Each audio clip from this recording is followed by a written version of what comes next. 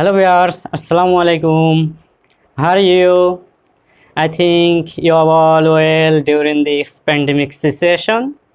I am also fine by the grace of Almighty Allah. Viewers, আজকে মূলত একটি ছোট্ট বিষয় নিয়ে আলোচনা করব।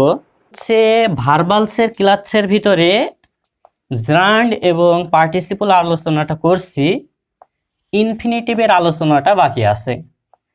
ইনফিনিটিভের আলোচনাটা আমি জাস্ট 5 মিনিটই শেষ হয়ে যাবে ইনশাল্লাহ। 5 মিনিটও লাগবে কি বলতে পারছি না, খুব দ্রুত ইনফিনিটিভ ক্লাসটা করে দিই।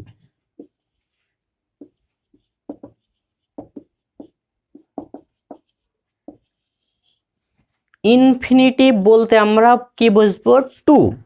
টু এর পরে ভার্বের বেস ফর্ম।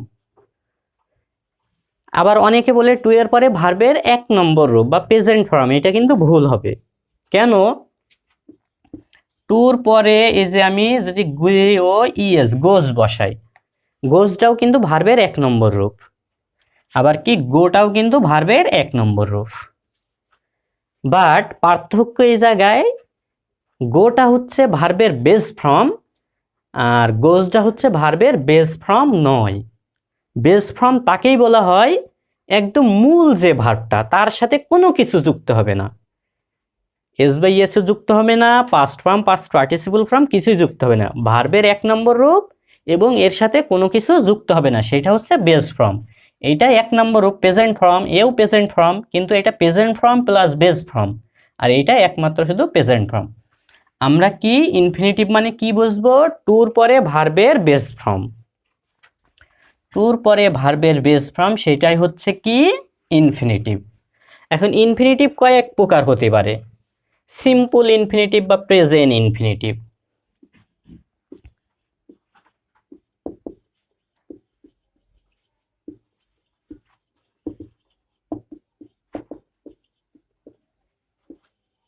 সিম্পল ইনফিনিটিভ সেটা কি হতে পারে? এই যে টু গো, টু এর পরে কি ভার্বের বেস ফর্ম। টু মডিফাই, টুর পরে কি ভার্বের বেস ফর্ম। এইটাই হচ্ছে কি সিম্পল ইনফিনিটিভ। আচ্ছা, এই সিম্পল ইনফিনিটিভকে যদি আমরা প্যাসিভ করি, passive infinitive.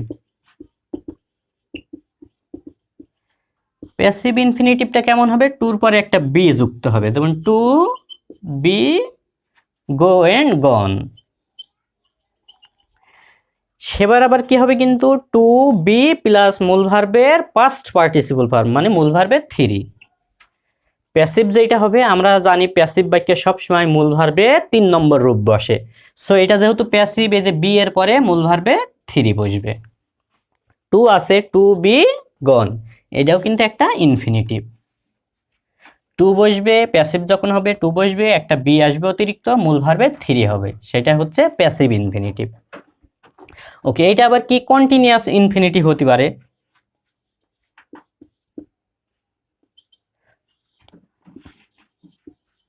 Continuous infinitive. Continuous ইনফিনিটিভটা কেমন?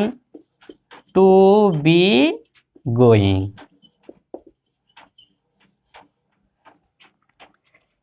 বির পরে এখানে কি আছে? মূল ভার্বের 3 হয়ে আছে, এখানে বির পরে আবার কি হয়েছে? ভার্বের সাথে আইএনজি হয়েছে। যখন আইএনজি হবে, আইএনজি মানে হচ্ছে কি কন্টিনিউয়াস। ভার্বের সাথে আইএনজি মানে সেটা হচ্ছে কন্টিনিউয়াস। তাহলে এটা কন্টিনিউয়াস প্লাস আগে টু আছে, যে কারণে এটা কন্টিনিউয়াস ইনফিনিটিভ।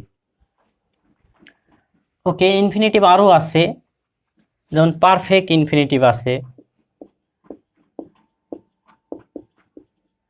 পারফেক্ট ইনফিনিটিভ সেটা কি? ইনফিনিটিভ মানে অবশ্যই টু থাকবে, আর পারফেক্ট মানে আমরা টেন্সের ভিতর শিখেছি, পারফেক্ট মানে হ্যাভ হ্যাজ হ্যাড আসে। তাহলে টু হ্যাভ অথবা হ্যাজ, অথবা সরি এই দুটাই। টু এর পরে কি আসবে? হ্যাভ অথবা হ্যাজ, তারপরে কি আসবে? একটা মূল ভার্বের 3।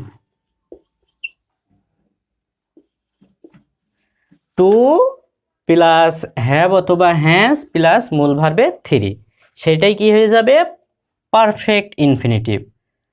যেমন to have gone,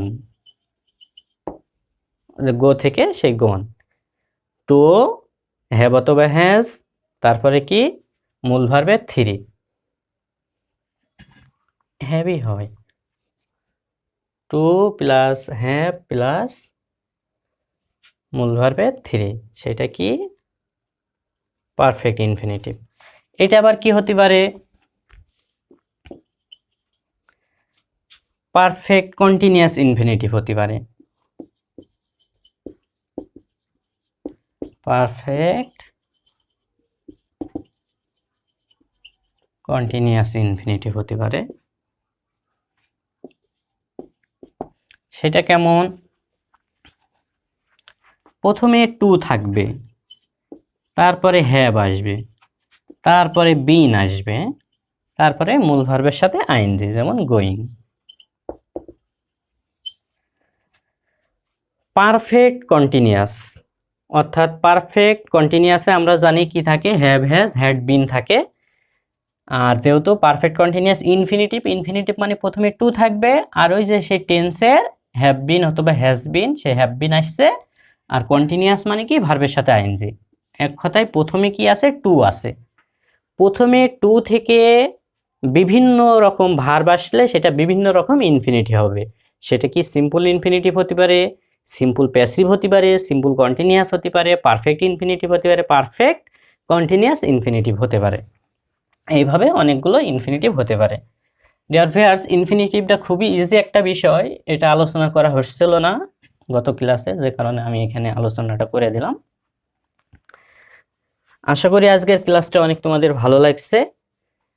next class কোনো একটি গুরুত্বপূর্ণ টপিক নিয়ে আলোচনা হবে ইনশাল্লাহ। সে পর্যন্ত তোমরা অনেক ভালো থাকো।